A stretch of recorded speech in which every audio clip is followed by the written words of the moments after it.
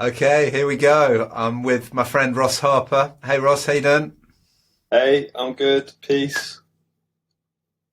Ross, you got a new album out. Tell us a bit about the album.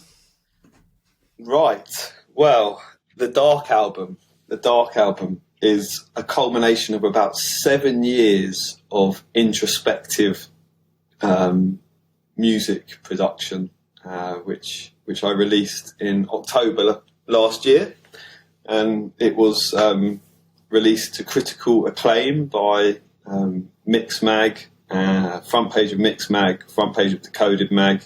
Richie Hawtin, the techno pioneer, was playing tracks from it.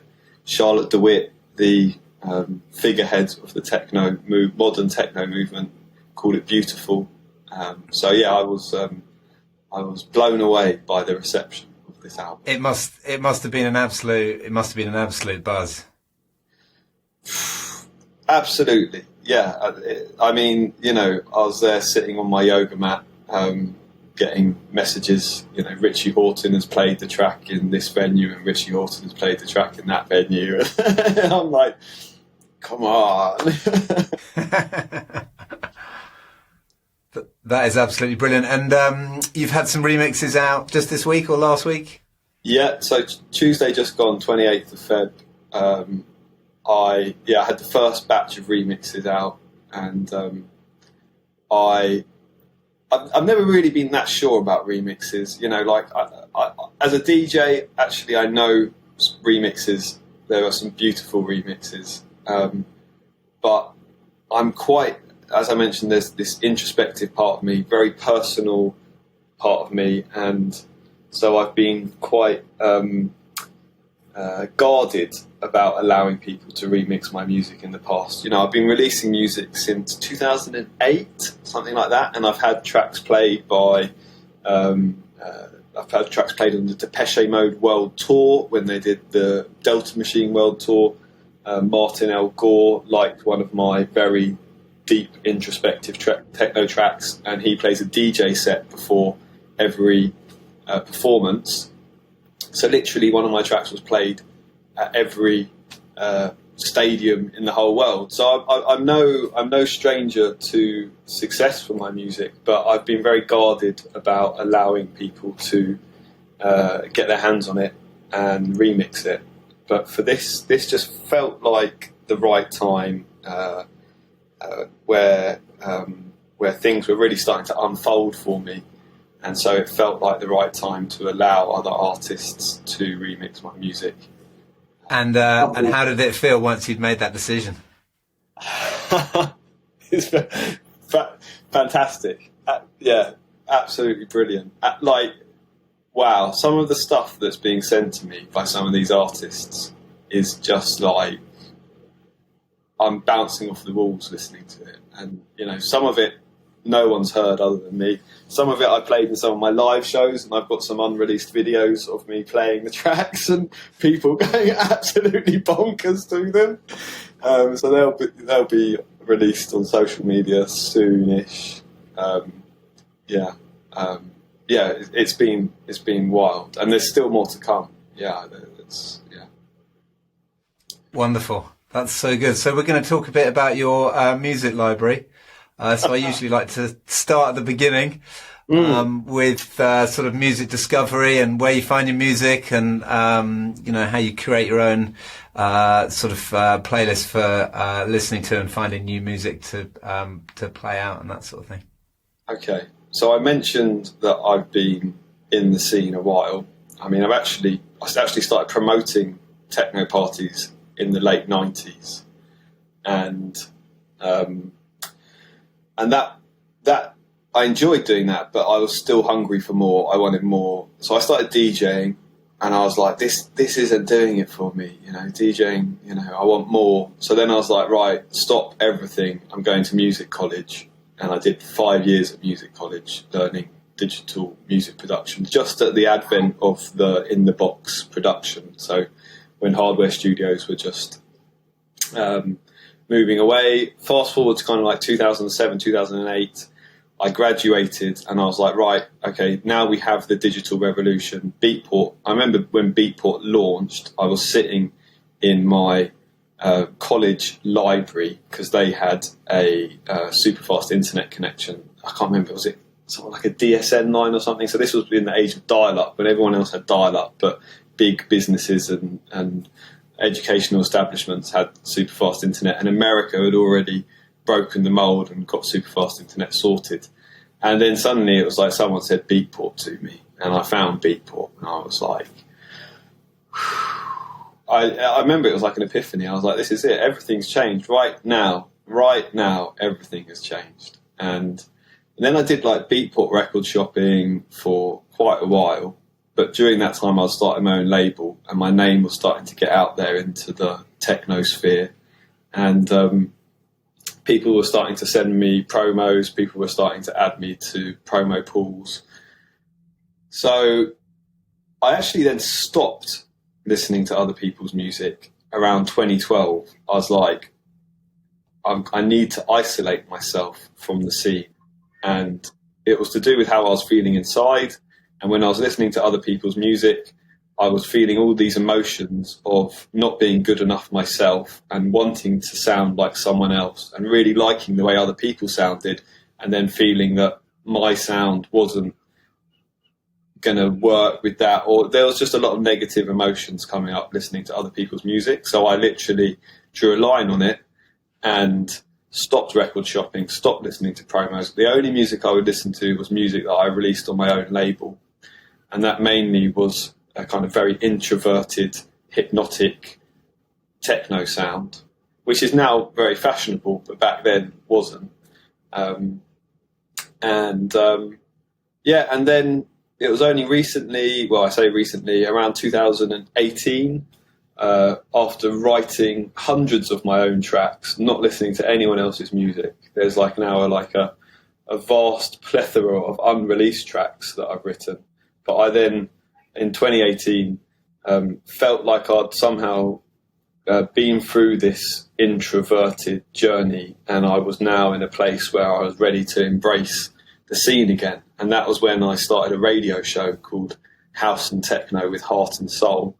And I started to start listening to all these promos that were being sent to me. So I was like, so I mainly listen to new and unreleased music from various sources.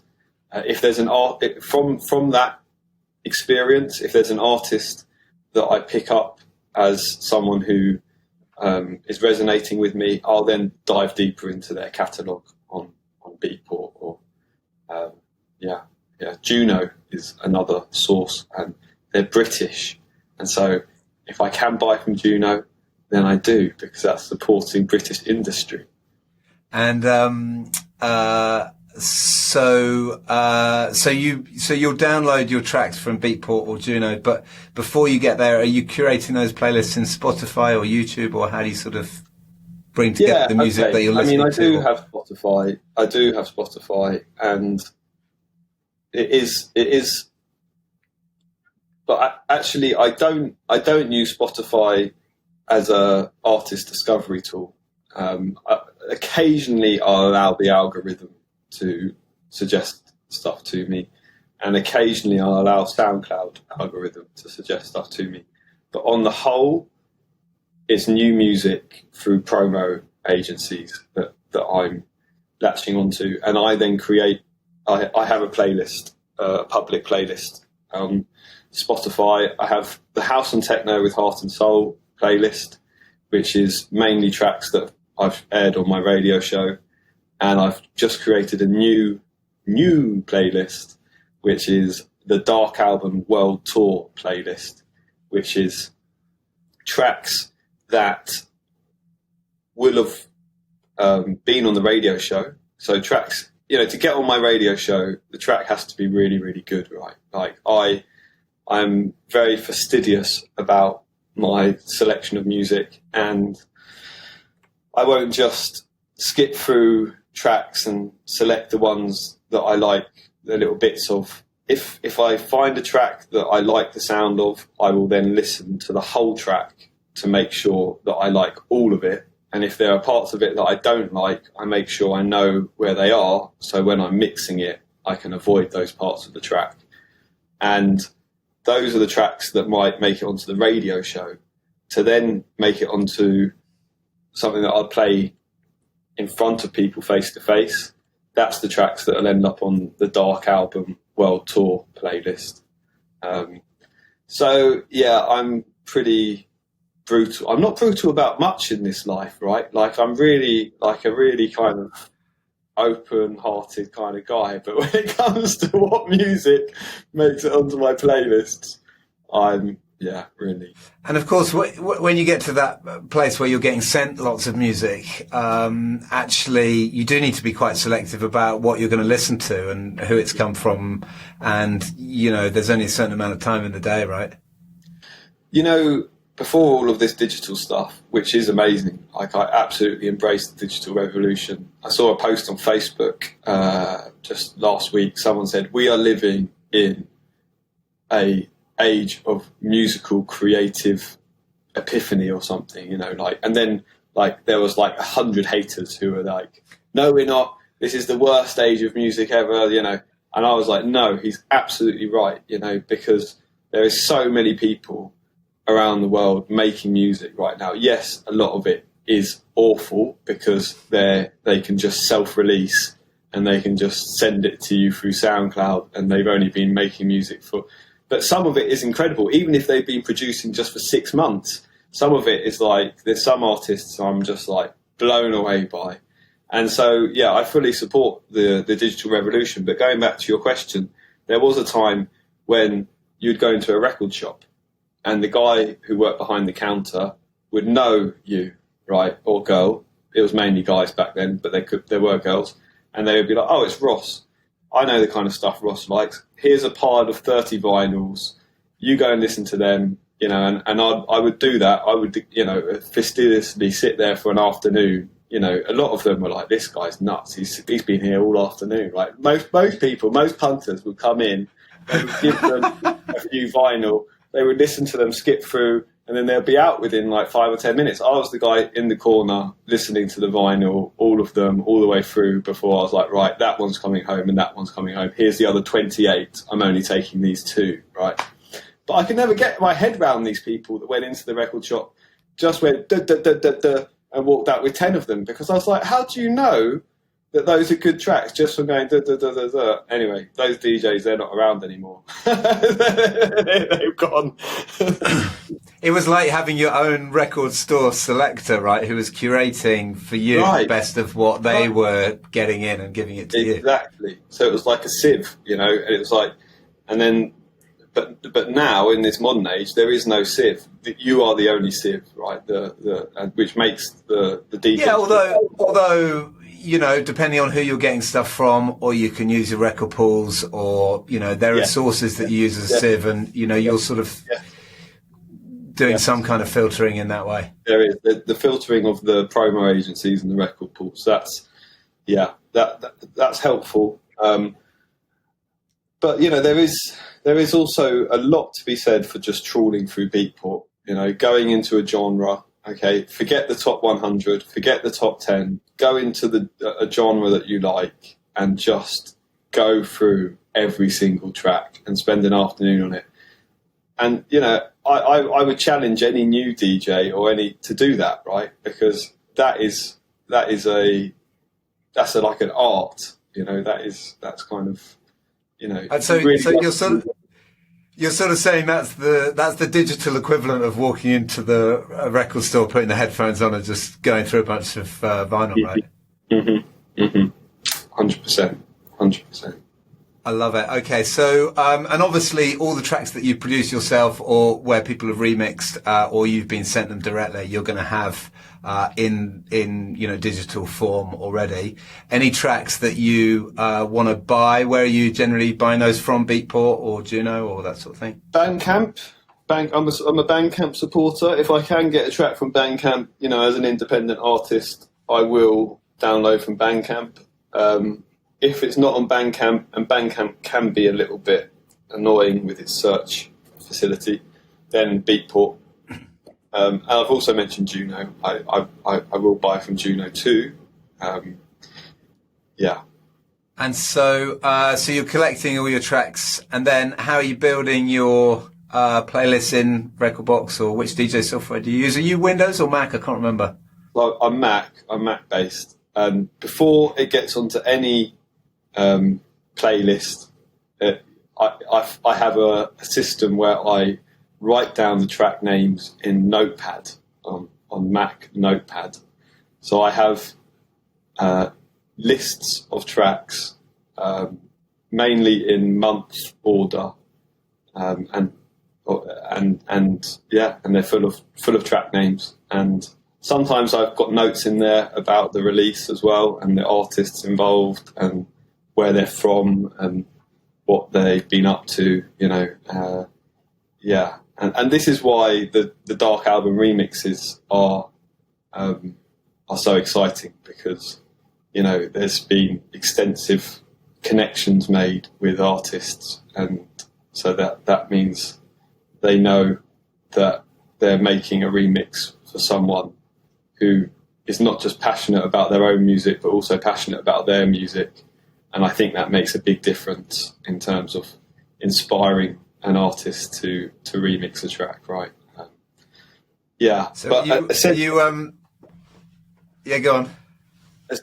Essentially, step one it's in Notepad on a Mac, and then I'm still using an old version of iTunes, which allows me to build playlists in iTunes, and then once it makes it into a playlist in iTunes, it then gets refined further into a kind of so there'll be like a big pool of tracks in iTunes, which are tracks I like and are acceptable to my eye standards, but then they get refined further. So there's something called the cut. I call it the cut, and the cut are tracks that have made it from the larger pool into a more refined pool, and then they'll go from there into Rekordbox, and then I'll drag them out of the iTunes folder in Rekordbox into an official Rekordbox playlist.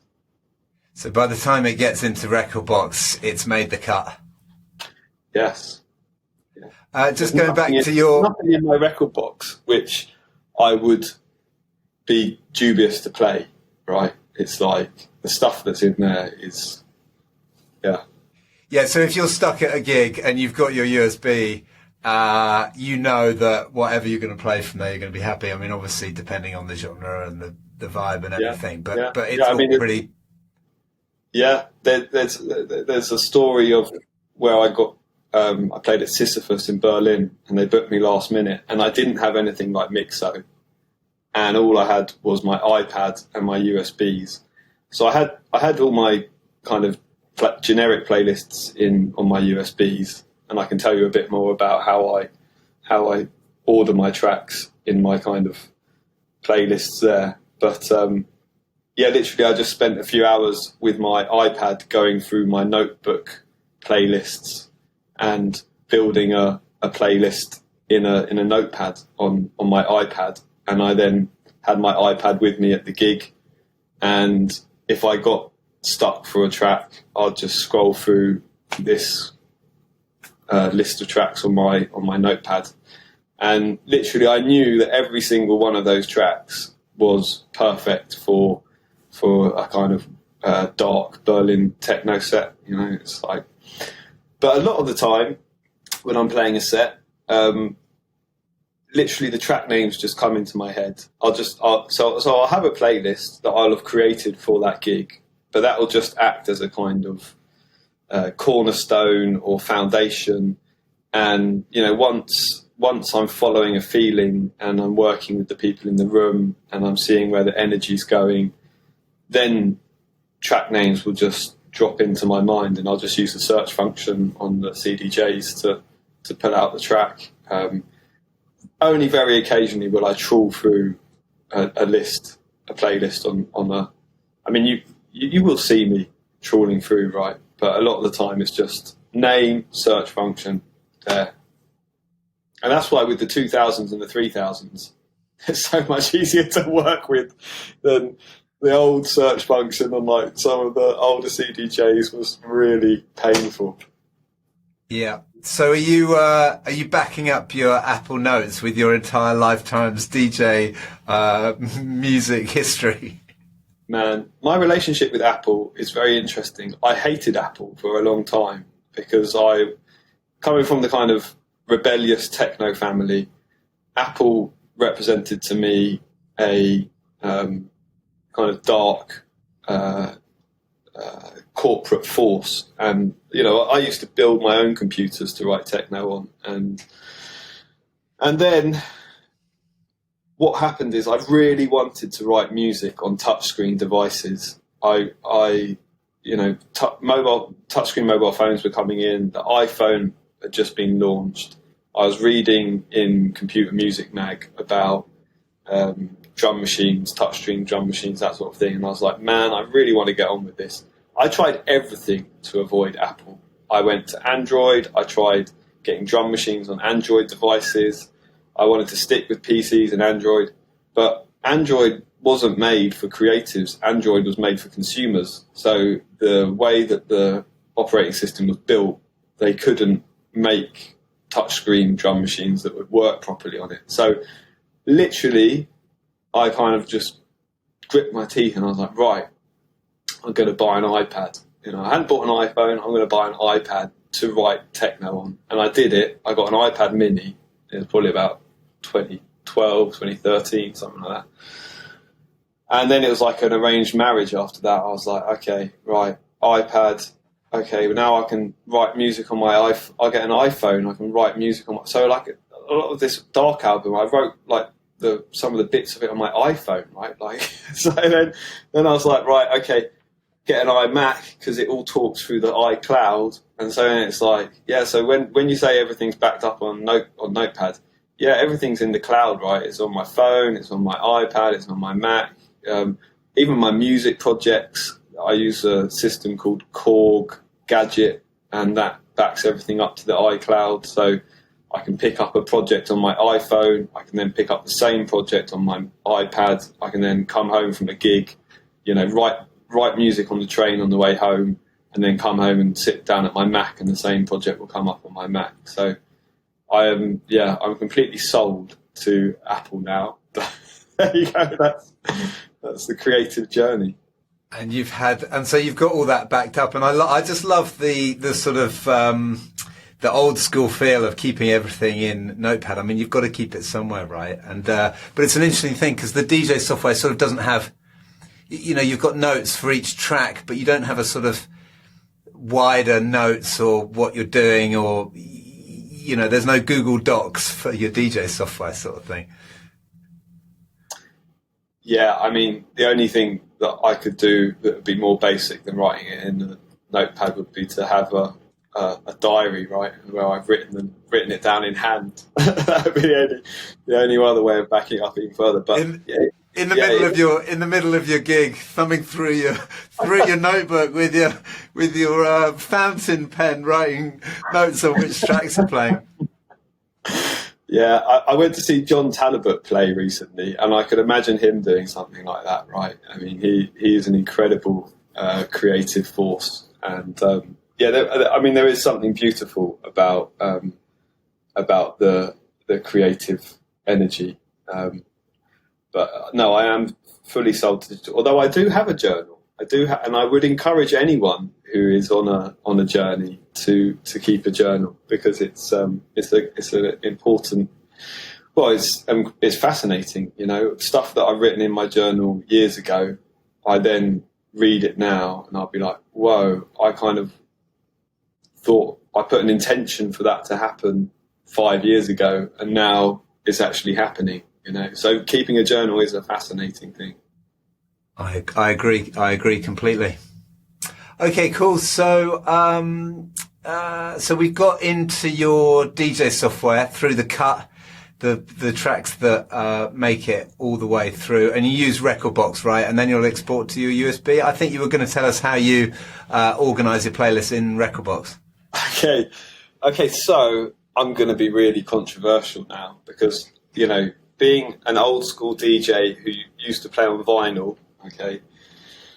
And then now hanging out with quite a lot of new school DJs who have even been to like DJ college and various things like that, right? And I look at their playlists and they think that they start with like the BPM, and then after the BPM, so they've actually named their tracks like, and they start with a BPM, and then after that they have like a key. They've written the key, and then after that it says the track name. I look at it and I'm just like, I mean, like what, like, you know, so you're now going through choosing your music based on its BPM and its key. And it's like, so wait, so just to clarify, because I know lots of people do that in their sort of tags and in the DJ software, but you're saying this is in terms of the actual file name, the physical digital file name. Yeah, I've been to gigs and I've seen DJs that have actually renamed their tracks. So first of all, it says the BPM, and then it has the key. I've got nothing against that, right? I've got nothing against choosing a track based on its BPM and its key. But for me, that isn't how I DJ, right? It's purely based on feeling and intuition. And so the way I structure my folders are with names that about the feeling of the track. So I'll have like, Of course you do. Of course you do, Ross. I mean, I could have predicted that. I love it. Tell us more. I mean, it's quite binary though. So I don't go into a great deal of depth, but I have like hard dark or medium light vocal or lighter than air vocal. Right, and so if I get stuck, then I'll be like, right, what's going on in the room? Okay, well, we've just had a really dark track and the energies, and now I just want to uplift everyone. So I'm going to go into my hard uplifting folder. Oh, do we really want to send people into heaven? Right, we'll go hard uplifting vocal, right? And then it's like, okay, yeah, it's you know, that's how I do it. And you know, and I don't mix in key. You know, I mix some feeling. So if there's a feeling in one track, and then there's a feeling in another track, and something inside me, this voice in my head says, you know, this track, I'll play it. I won't care whether one's in B flat and the other's in F sharp. You know, it's like, right, I know there's a sound in that track that connects with a sound in that other track. And those two tracks need to be together right now. And I'm going to do it. It would be fascinating actually if you could analyse all of what you played to see how much of it actually was in key, because that feeling, wasn't it? Right. Yeah. That is something that could possibly be done by someone who's got some time. There's a guy I talk to who categorizes everything in his DJ software by key, but when he listens to the track, he tags the key by ear, so he doesn't use the key detection. Beautiful. Yes. Yeah. There's so much to be said for atonal as well, which is techno, atonal with techno. Wow, and bells, right? A lot of techno has bells, bell sounds, and especially hypnotic techno. And just the bell sound in itself is dissonant, right? So yeah, atonal dissonance, that's kind of my territory. But all of that said, if you were to come to hear me play a DJ set, it wouldn't all be atonal dissonance, right? It would be, we would work together to go to different places. That would be what to expect, and that's to go to the hard uplifting vocal places.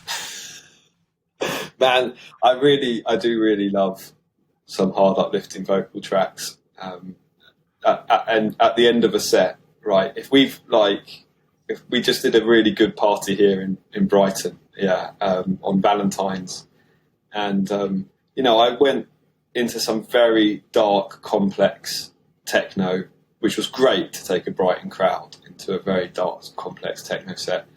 But then I finished with Fortet, Easy Lover, with what's her name? Yeah. And then after that, just, to go one step further, Eliza Rose, the baddest of them all, which was like a bit of an anthem last year. But, it's like, it is that release, when we got into that really dark, intense place, the lights go on in the venue, everyone can see one another's faces, and then, some beautiful track like that, it's just golden to me. It's sort of about sending everybody on their way, a sort of closure in some way. Absolutely, and that little vocal in their mind as well as they get their cabs home or to the after party, and they've got, she's the baddest of them all. She's the baddest of them all. it's just like a little earworm that will remind them of the party. It's yeah. Okay, and then at the end, you've got everything in record box. You're exporting to USB and mostly playing in clubs with your USB. I think you've got a controller as well, maybe. I work with Denon and Pioneer. So at home I got Denon and Pioneer, and but I guess, just to come back to the very basic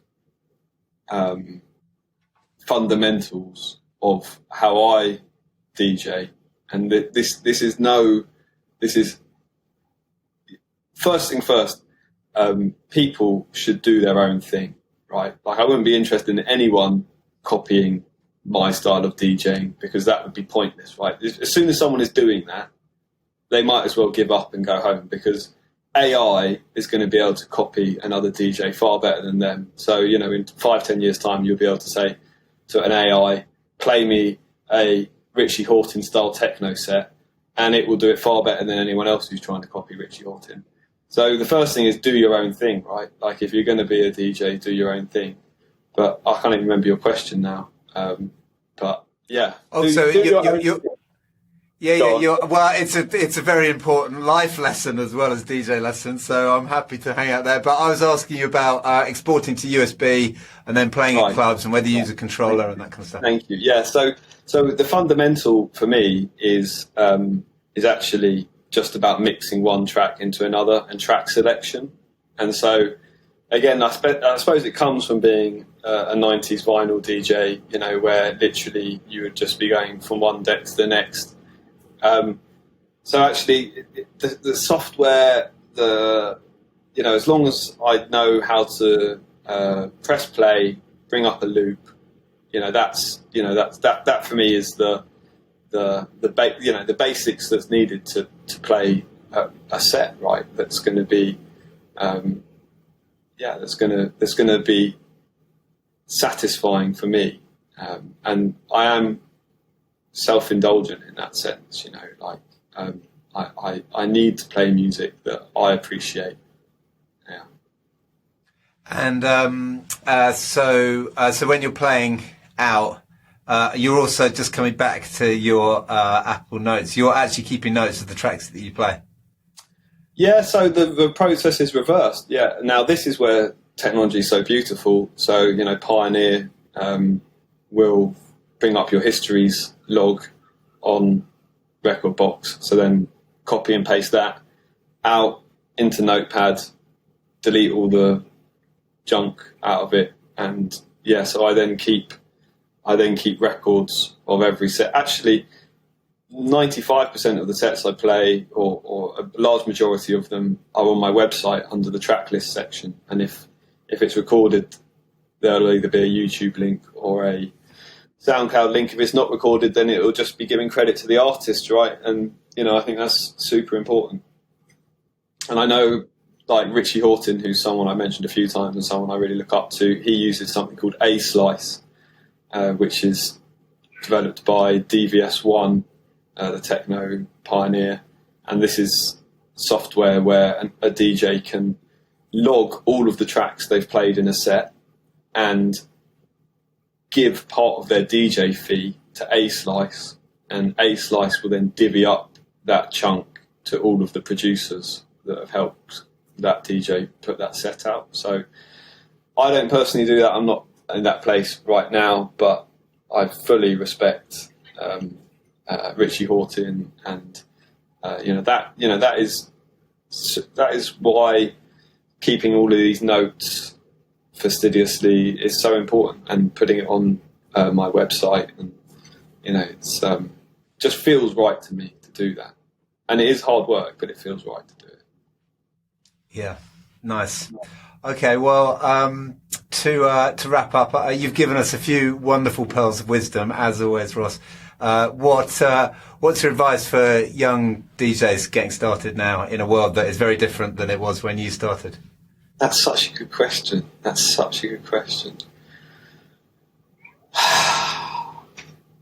Okay, and I know the answer.